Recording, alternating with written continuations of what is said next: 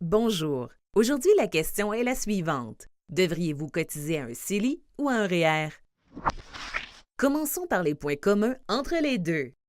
Notons d'abord que le REER et le CELI ne sont pas des placements à proprement parler, mais plutôt des types de comptes. Chacun vous permet de déposer de l'argent à concurrence d'un maximum annuel. Si pour une année donnée, vous n'atteignez pas cette limite, vous pouvez reporter vos droits de cotisation aux années suivantes.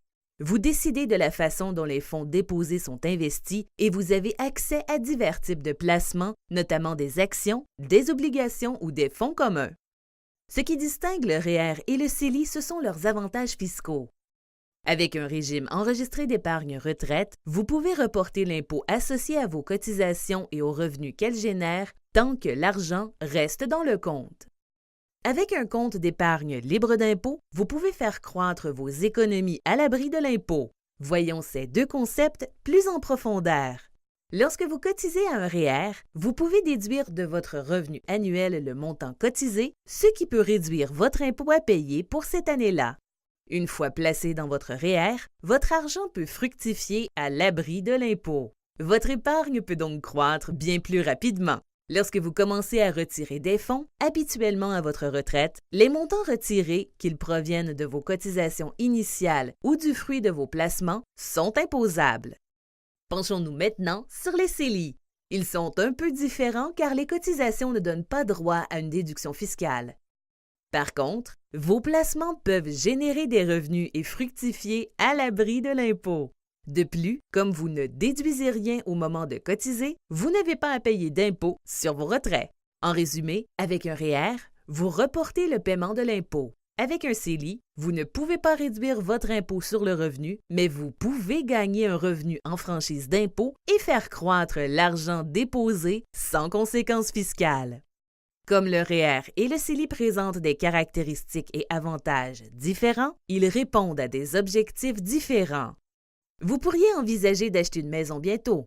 À long terme, vous savez que vous prendrez votre retraite. Entre-temps, vous pensez acheter une voiture et épargner pour constituer un fonds d'urgence. Le REER est un bon moyen d'épargner pour la retraite et le régime d'accession à la propriété du REER peut vous donner un bon coup de main pour l'achat d'une maison. D'un autre côté, le CELI est très flexible. Vous pouvez en retirer des fonds puis les déposer à nouveau plus tard. C'est une bonne solution d'épargne pour des achats d'envergure ou des dépenses imprévues. En plus de vos objectifs, vous pourriez devoir tenir compte d'autres circonstances. Supposons que vous habitez en Nouvelle-Écosse et que vous venez de terminer votre première année d'exercice au cours de laquelle vous avez gagné 80 000 $. Selon les taux d'imposition et les règles fiscales en vigueur, vous pouvez investir 18 % de votre revenu dans un REER, soit 14 400 $, ce qui vous permettrait d'économiser environ 5 500 $ en impôts. Mais que faire si vous prévoyez que votre revenu grimpera à 200 000 $ l'année prochaine?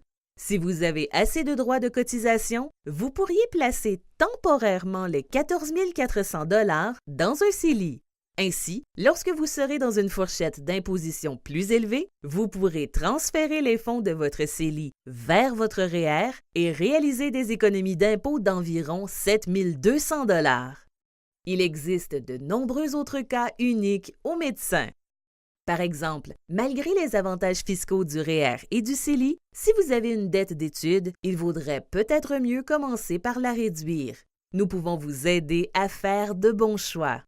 De plus, selon votre revenu et vos besoins en liquidité, la constitution en société peut être encore plus avantageuse pour vous sur le plan de l'impôt, des finances et de la planification successorale. Vous voudrez peut-être en discuter avec nous. Donc, devriez-vous cotiser à un CELI ou à un REER? En fait, il faut adopter une stratégie intégrée qui tire le maximum de ces deux véhicules d'épargne. Pour y arriver, vous pouvez faire appel à un conseiller MD qui vous aidera à définir vos objectifs d'aujourd'hui et de demain. Nous vous aiderons à trouver l'équilibre entre le REER, le CELI et les autres occasions financières offertes aux médecins pour créer un portefeuille adapté à votre situation. Finalement, nous vous offrirons les conseils judicieux dont vous avez besoin pour bien investir votre argent à chaque étape de votre parcours.